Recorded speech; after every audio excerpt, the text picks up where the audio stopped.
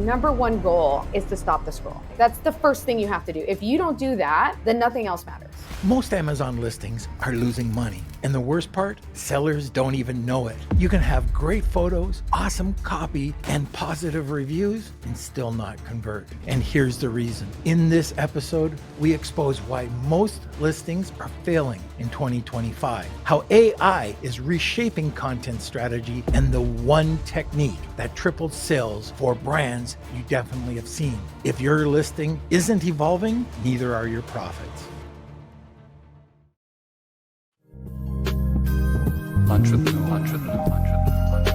Our guest today is the founder of mindfulgoods.co, the go-to creative studio for Amazon brands. As a featured speaker at Amazon Accelerate 2024, she's a leading expert in Amazon optimization and supports hundreds of e-commerce brands to double, even triple their sales on Amazon with creative content that converts. So today, our guest and a special friend of mine, Daniela Bolzman. So we'll get to her in a second, but first let's have a word from our sponsor. Are you spending more on Amazon ads and getting less return? There's a smarter way to grow and without increasing your budget. Levanta's Affiliate Shift Calculator shows what you could do if you really allocate just a portion of your ad spend into affiliate marketing. If you're an Amazon seller doing over $5 million a year, this is for you. And guess what? It's free. All you have to do is click on the link in the description to go to your custom forecast today. Grab a cup of coffee and let's find out where Daniela is. There she is. I got my coffee. I'm ready. All right. I got mine too. There we go. All right. So the topic today is about the always changing Amazon landscape. Let's get into it. How is that changing in 2025? So 2025, I think with the biggest buzz, there's two big buzzes that are happening right now. One is with Rufus, the other one is with AI. And so what we're learning from Rufus is exactly how people are searching our listings and what kind of questions that they have, which is giving us more intel, right? It's giving us ways that we can improve the quality of our listings, which is amazing. I do think it's going to go even further than that. I think we're on Rufus, I wouldn't say 1.0. I think we're on 1.5. Rufus is definitely smarter than it was last year, and likely going to be smarter. I think the teams at Amazon are learning new ways that they can now use Rufus and incorporate it into other areas of our dashboard. So my hope is that that's going to be coming down the pipeline. But then if we look at AI imagery, I think that's the other place that everybody's really excited about. I'm actually looking at a few different things for AI imagery. One, AI is giving us the ability to kind of fill in the gaps with AI imagery. And we're trying not to use it, as an all-encompassing tool for any listing. It's like when you see a listing that's 100% renders, something about it just feels off. We like to have a really well blended mix of having high quality photography mixed in some AI where you need it. So we kind of take that approach. But then on the back end, where I'm really excited about AI technology is for brands that have these very large catalogs of, let's say, hundreds and thousands of SKUs, tens of thousands of SKUs even. We've never been able to service them, even though we've had plenty of them come to us and say, hey, can you please redo our listings? We are so fine-tuned and such high quality output that we would have been working on those accounts for years, so we've typically not been able to service those types of brands.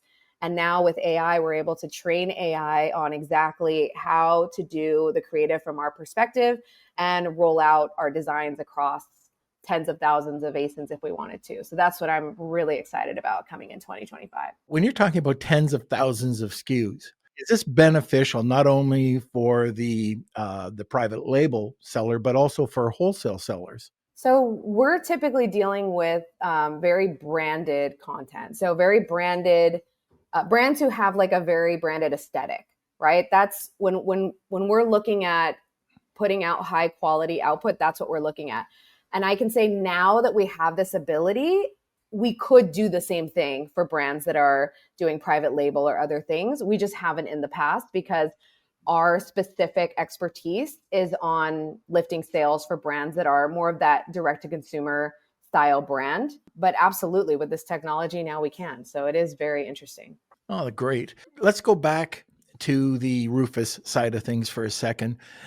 So it's coming up with all these questions or answering all these questions.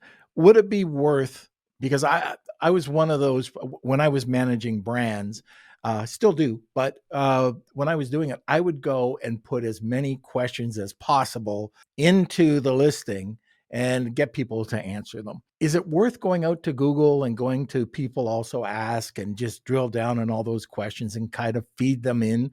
Is it possible to do that? And should we do that? I think there's ways to go about it where absolutely that's an excellent approach. One of the things that I preach is when you're pulling in all the data to start understanding what it is that people are wanting and how do you address those questions, there's usually going to be 5 top selling points that you really need to hit home on, that are going to be that mental checklist of what the customer needs to know and what they're wondering about your product. Maximum 10, right? Like it's really a fine-tuned list. Most 80% of it's going to be in those top 5. One of the ways that I like to pull in those questions is using either like a PickFu poll or a ProductPinion poll. You're able to drop your listing link and ask as many shoppers as you want, even within your specific niche. So if you have a pet product, you could say people who own, at least 2 dogs or something like that. You could do that. You could ask, let's say 50 shoppers, what is missing from my listing? And just doing that, you're going to get so many people that just say, I don't see this. I was wondering this. Where is this? You can take all of that quantitative and qualitative feedback and try to figure out what are those top questions, right? So now we can do that there, and we can do it in Rufus by going to our competitors' listings and seeing which questions rise to the surface on Rufus, and then also going to our listing and seeing which questions are rising to the surface, and then prompting Rufus a little bit more to see if there's anything else we can dig up. So if we combine all of that data together, it's going to give you a much more data-driven approach that gives you more assurance that you're going to be nailing exactly what you need to on your imagery. So is there anything else that we can do with Rufus that will help optimize the listing? Well, one of the biggest things, here's the other hot take on this, right? Okay. If you were doing, and this is something that I heard from another e-com expert, which I'm like, it just stuck in my brain. I was like, you're right. So we have been incorporating Rufus Insights since we had the ability to, right? But if you were doing a proper listing optimization process from day one, Rufus shouldn't be telling you anything that you don't already know. There should be maybe 1 or 2 takeaways that you're getting or things that you're checking over time. But one of the things that you should be looking at is checking to see if Rufus is answering your questions for your customers visually. And so what I mean by this is when you ask a question inside of Rufus, is it then giving you a response back that shows an image, right? Because that's basically a way that you can make sure that Rufus is giving customers the proper response and giving them something that's easier to digest, right? It's kind of Rufus saying like, yeah, actually right here in the listing, it shows you on this image that it does actually have anti-aging benefits, right? So that's one thing that you want to be checking and making sure that Rufus is able to interpret your images correctly and then serve them up in the responses to your customers. Are you still guessing what Amazon images work? Daniela Bolzman breaks down her exact process for split testing main images that convert. It always interests me about the images and making sure that the primary image is the best. And I think we should also talk about split testing. So how do we go about making sure that it's the best image, and how do we go about split testing? What should we be looking for? First things first, it's pulling all that data in the beginning is super crucial, right? Because we need to understand what are the things that are moving the needle with our avatar of our customer. Once you have that, every single time you do any kind of test, we want to be referring back to that data set. So that's the first thing. The second thing is when we're designing creatives, what tends to happen in our industry is that designers are designing in a silo. And when you do that, you're designing what you think is best and without using any sort of check and balance or any sort of split testing. And then you put something to market live that you don't really know if it's going to hit with your avatar, right? And so one of the things that you can do in that step, in that mid-step process before anything goes into Amazon experiments or before anything goes live on Amazon is you can test on a third-party tool like ProductPinion, PickFu, and Intellivi. They're all great. Pick one. And you can actually test your content. So for instance, if you're doing your main images, we absolutely test our main images every single time before they go live on Amazon. We test them on PickFu. Like without a doubt, with every single client, it has to happen.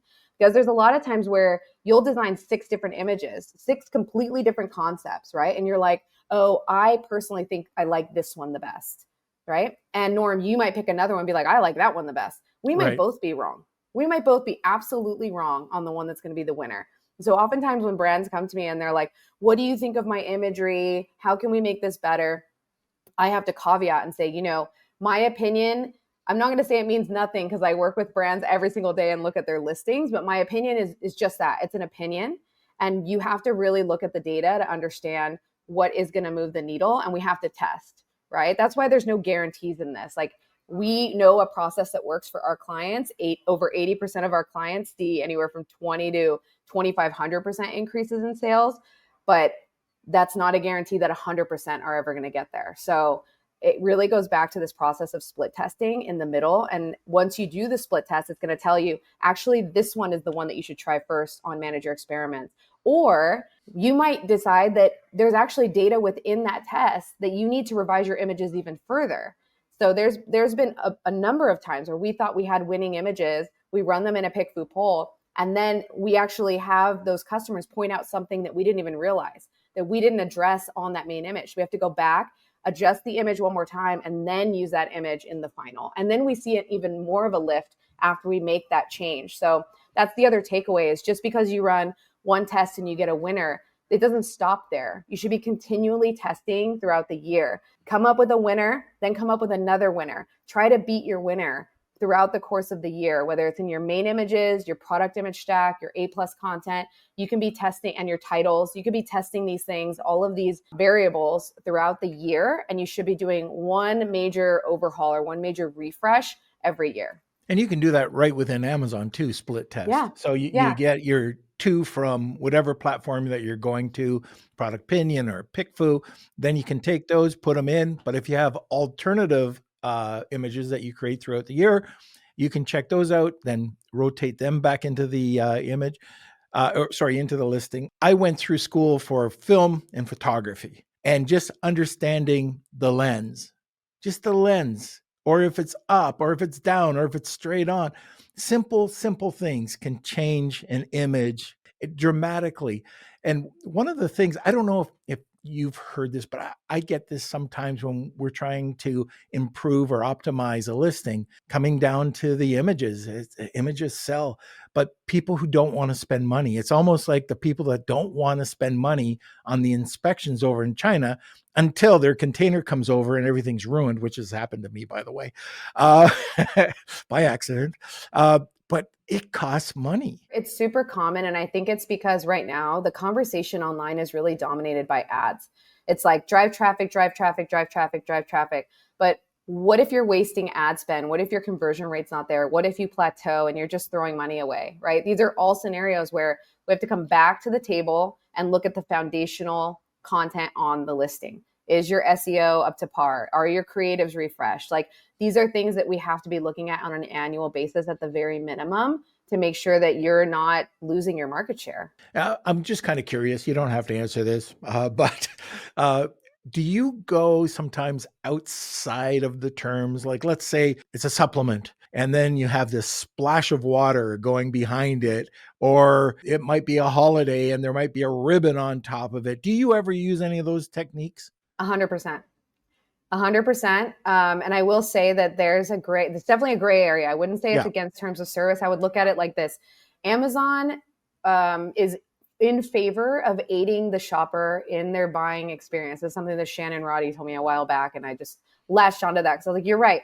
For Amazon, it's all about the customer experience. So if I'm a mom and I'm in a hurry and I'm like, I just need to get that snack pack for my kids, whatever, and I get to the search results and I see a bunch of snacks that just have like just the individual bags.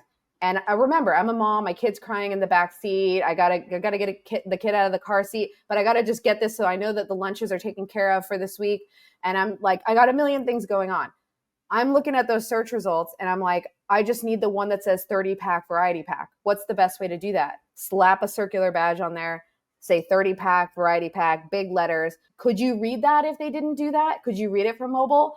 Probably not, And so those are the things where you're aiding the shopper in that buying experience. They see it really quick. They go, boom, that's what I'm looking for. Click, buy, done.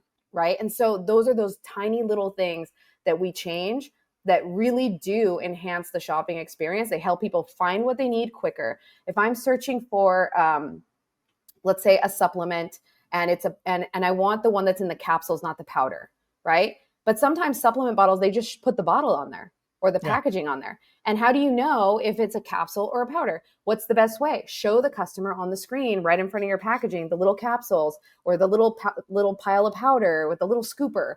Like that's something like visually, I got it. I'm like, boom, that's the powder. Click on it. So it's these little things that they're actually aiding in the buying experience. They're not hindering. And so I think where it gets tricky is when you do things that are misleading. Right. And so there's a number of brands that have kind of broken the rules. They've done things that are absolutely wrong. They're misleading. They might be showing all these things in the image that the customer doesn't actually get. But even when it comes down to like flavor profiles, like this one is a strawberry flavor and I'm showing some strawberries. So obviously as a shopper, I don't think I'm going to get my strawberry flavored protein powder and it's going to come with a basket of fresh strawberries. Right. But showing visually that it's strawberry flavored with a strawberry, that I don't see anything wrong with that. All right. So a couple of other creative approaches, and was wondering if you're kosher with this as well. Let's stick supplements because this is a perfect example. On a supplement we bottle, love supplements. Yeah. If you put the bottle down, usually the label only, you start to see the wraparound of the nutritional facts and then the directions. So one of the things that I do, and I'm just wondering what your opinion is, I manipulate the label. So I make it where you take off all that crap. You can see it. Maybe the logo is a bit bigger. The necessary information is on the bottle, and you wipe out all the other stuff so people can see it, especially like you said, a mobile, you can see it. It's a cleaner image. Is that something, again, that you would advise? 100%. Also, I'll give you some more. Layer on some of the main ingredients, especially if you have a blended supplement. So something that has like, I don't know how to pronounce it, but riodola or rhodolia with ashwagandha and this and that. Like if it's got all those things in it, somebody might be searching for ashwagandha and might want a blend. In that scenario, you would want to show that right on your main image so that, again, Rufus is reading it and serving it up, right? So thinking through that. Another one I'll give you is if your product has an award, you can actually add like that award badge right on top of the packaging, even just slightly hovering off the packaging. So again, it's catching the eyeballs, catching the clicks, grabbing the attention, right? So these little elements, is it something that John Aspinall always says, like, is it a 30-day supply or is it a 60-day supply? Just tell me, So like sometimes saying 60 capsules on the screen is great, but that doesn't really tell me like how many days supply is that, right? So we can spell it out, slap it right there, right on top of the top of the lid. Like there's all of these different things that, again, like it might not even be one thing. These are all different ideas. There's no bad ideas at this stage. Try all of them out in different ways, in different formats, different angles, different shadows, different I call it eye candy, these little elements that are just all over that main image to reduce as much of that white space as possible and make sure that your product shows up as big and bold in the search results, more so than your competitors. So let's talk about the slide deck. You got the primary, now they're interested, they click on, and now you've got that slide deck. Mm-hmm. I've seen some really great products suck horribly at their slide deck. They'll put the supplement bottle, they'll put the back of the supplement bottle. Oh, that's the worst. And this is another thing that you can split test. But have you found that if there is a better way of laying out, should the lifestyle images maybe come in earlier, or should the features come in after the primary? Yeah. Or is it just all split testing? Don't forget to subscribe and leave me a comment saying I subscribe, and I'll personally reply to your comment. No. Actually, it's pretty common that the most important image after the main image should be one image that has the top 3 benefits right away. Like right away, that should be your number 2. Okay. Anything after that, you might have to test the order.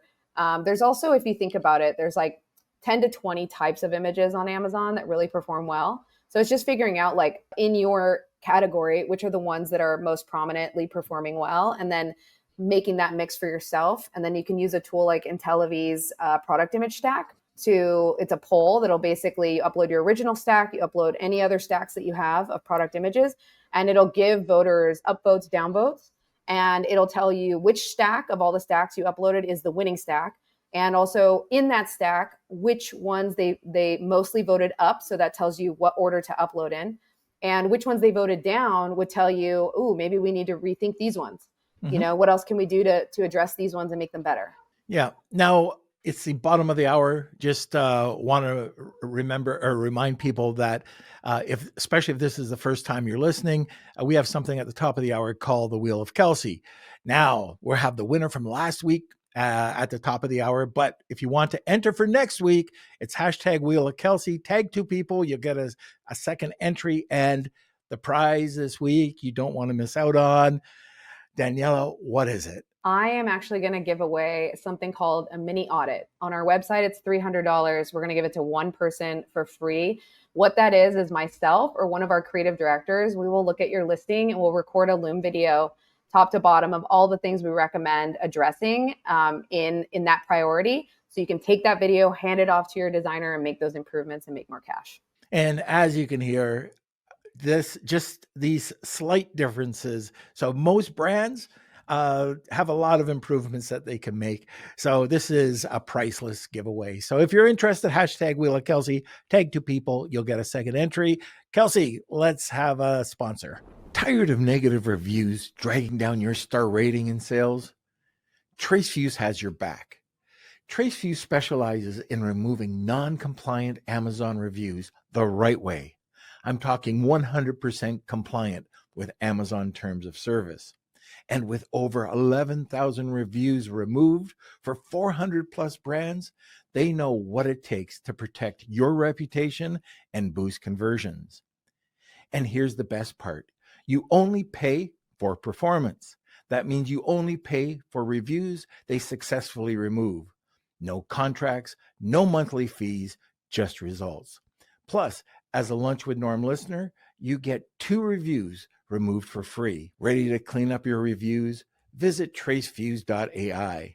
That's Tracefuse, TRACEFUSE.ai. But let's talk about 4 reasons why people should be using an app or a service like ProductPinion or PickFu.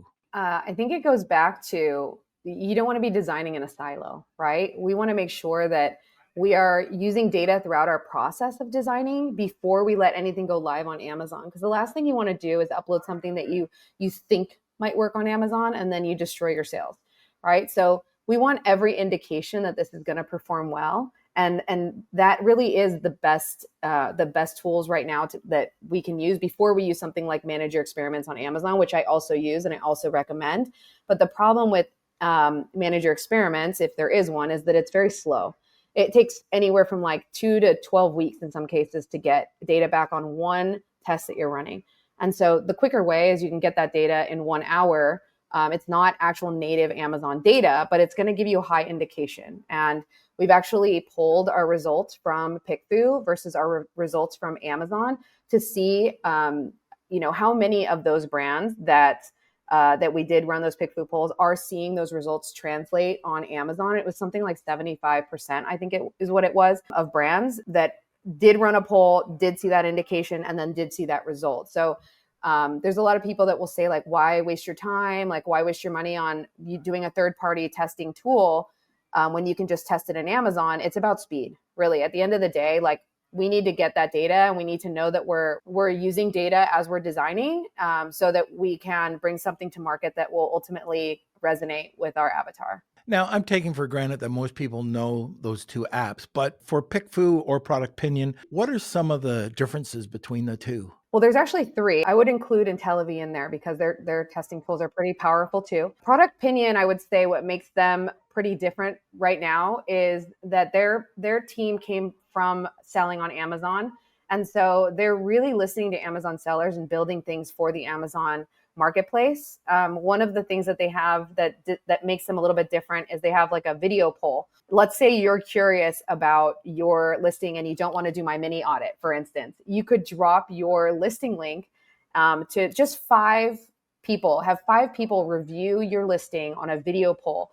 And I promise you, this will be the most painful thing you ever do as a founder. Listen to the customer talk about your listing and tell you what's missing, what could be better, what they love and hate about it, right? And after listening to all 5, I promise you, there will be some little things in there that you're like, you'll check in with yourself and be like, okay, they're right. Like, you might think like, no, my listing's amazing. It's already doing well. I don't need to touch it. Listen to the customer, and I guarantee you're going to learn something. And then for PickFu side, for me, it's been the most seamless and affordable tool. We've used it for, I would say, at least 6 years now, consistently with every single client project that we work on. It's my go-to for main image split testing.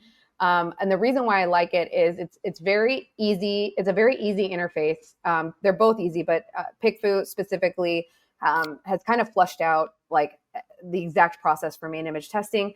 And then they also have within there, they have like an AI analysis. For me, that's just been the tried and true standard for main images specifically. And then on the Intellivi side, the go-to poll for them, what makes them different for me is their image stack poll. Like, nobody else has an image stack poll like them on the market today that gives you the winning, not just the winning stack. I think you can use all 3 tools to figure out the winning stack, or at least ProductPinion has an image stack poll. I don't think PickFu has one yet, but Intellivi has that, and it gives you the upvotes and the downvotes, so that helps you prioritize your image stack. None of these tools have something seamless yet for A+. I'm waiting on that.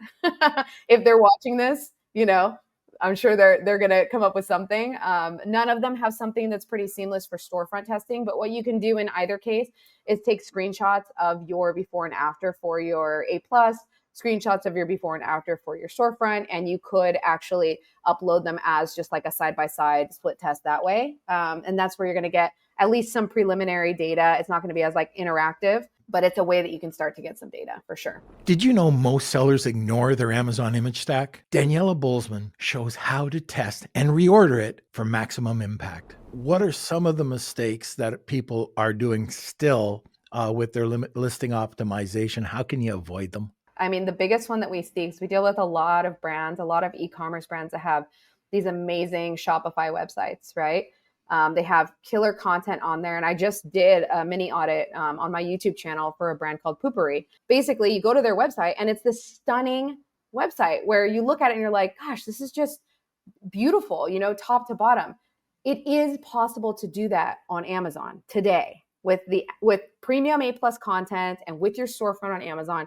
You can actually make a beautiful, engaging, seamless landing page style, basically effect on your product page and on your storefront.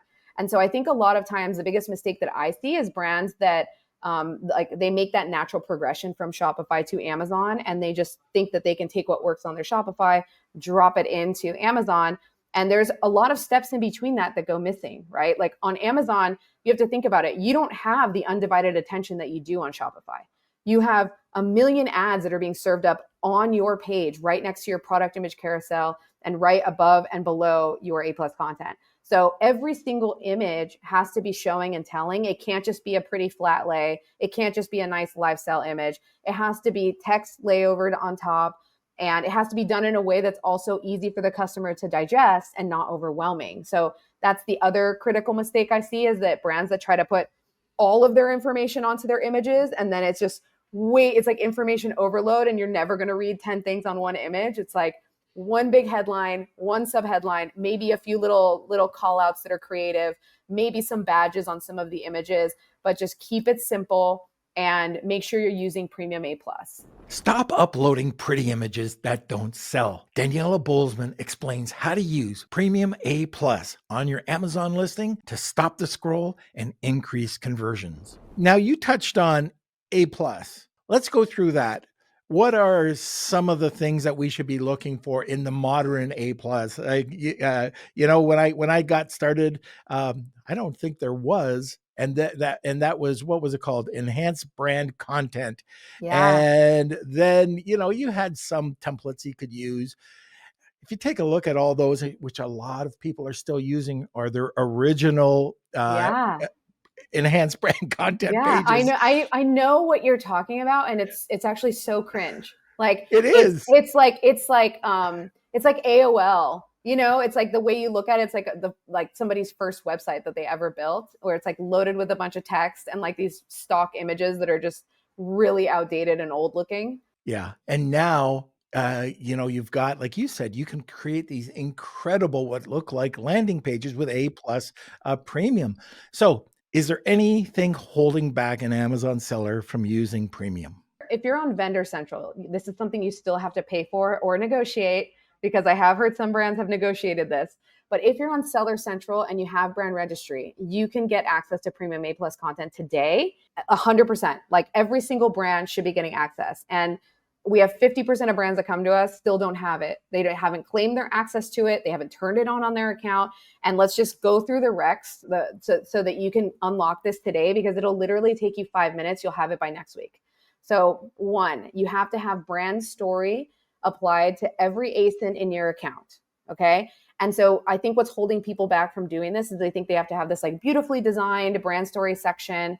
You don't. Just upload a filler image, any kind of lifestyle image as your background image, upload a simple like logo on top of that.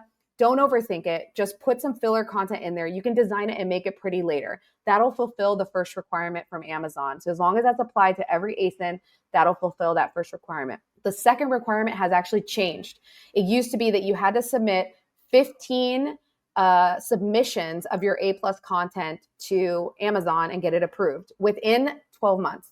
Okay, so that language is actually really confusing for a lot of brands. They think, oh, I have to have 15 products and I have to submit A plus content on all of them individually. You don't. You don't have to have 15 products. You could have one product. You apply your A plus content. And again, if you don't have it designed, don't worry about designing it. Put in a beautiful lifestyle image into one banner, put some text on it, or just leave it alone. Just think of it as temporary. Then you submit that. And all you have to do is hit duplicate and submit 5 times now is the requirement. It used to be 15, now it's 5. I still recommend, if it doesn't unlock for you, I still recommend doing it at least 15 times, because it's a matter of just sitting there at your computer for 1 minute and going duplicate, submit, duplicate, submit, duplicate, submit, duplicate, submit. Do that 15 times.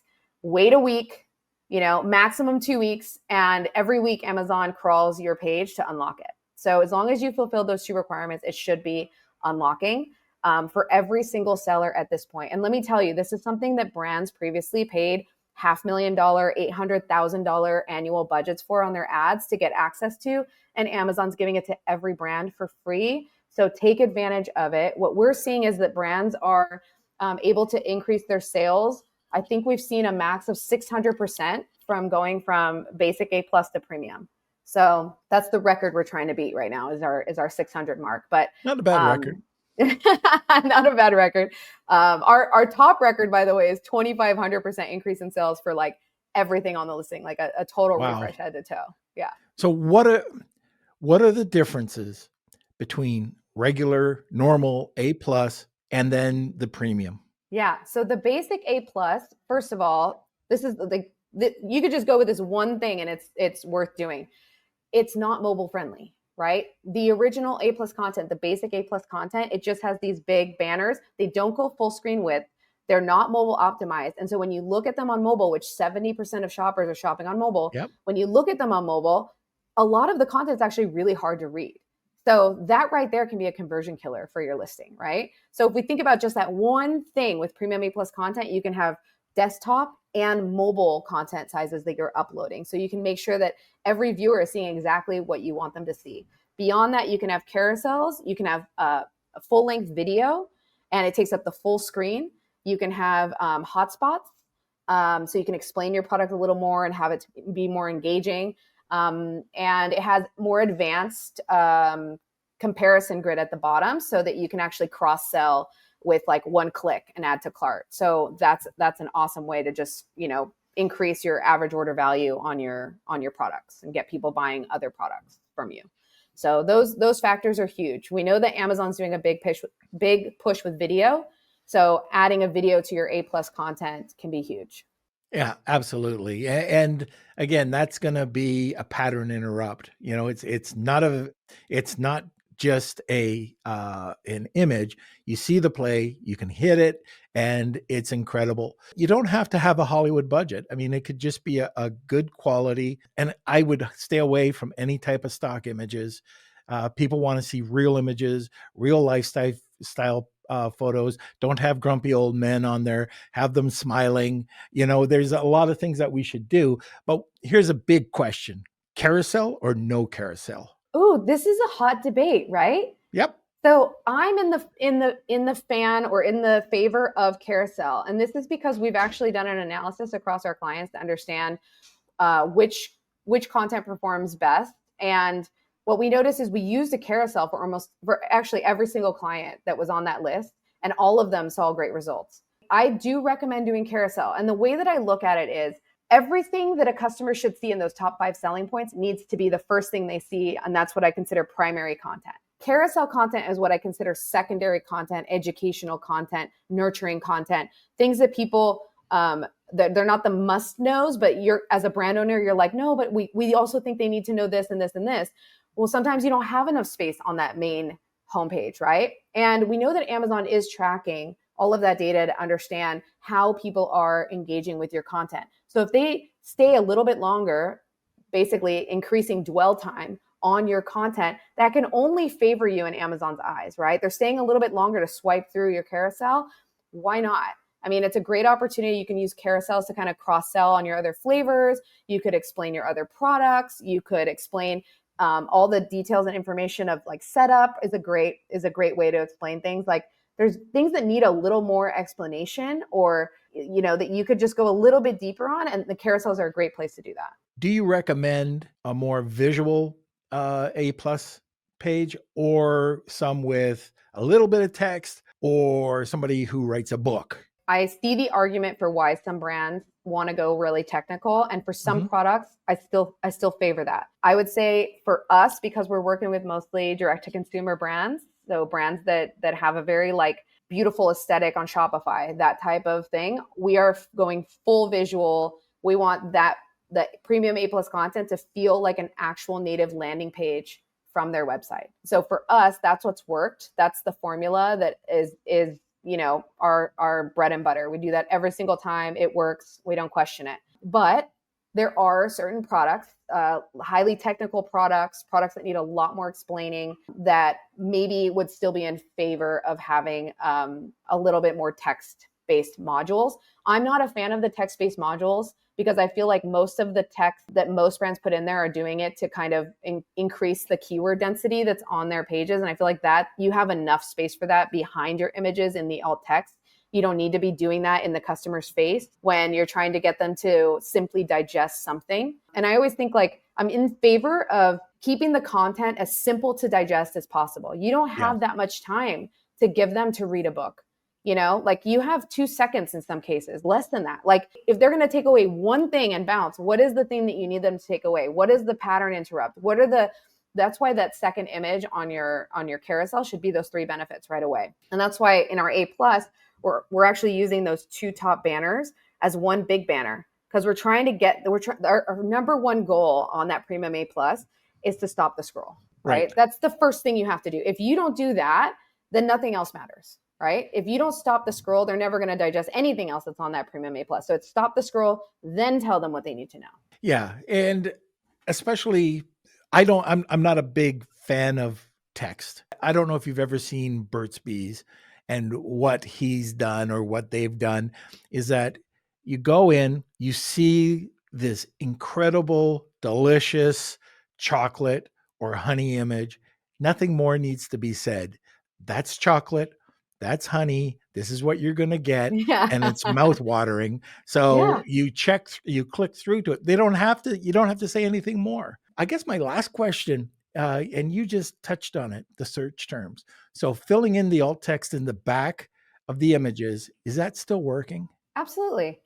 just to go back to your last point too, I know one of our freebies that we're giving everyone listening is our swipe file. It's basically a huge, it's got 100 different images in there of images that you can use to get inspired by. And we broke it down by the type of image in your product image stack.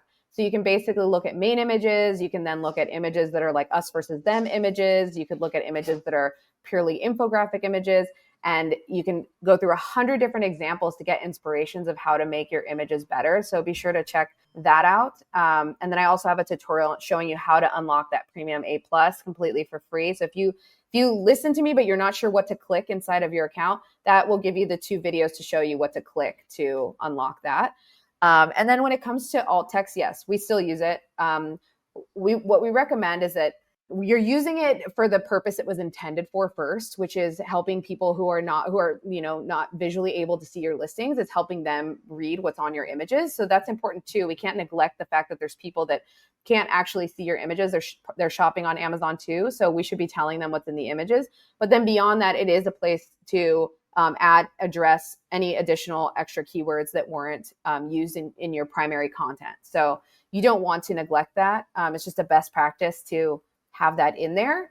And what we see is a lot of times brands will upload these images and they're not using the alt text at all, and that's why would you not use any real estate that Amazon's giving you? Okay, I know that you've got to run. So how do people get a hold of you? You can reach out to us at mindfulgoods.co.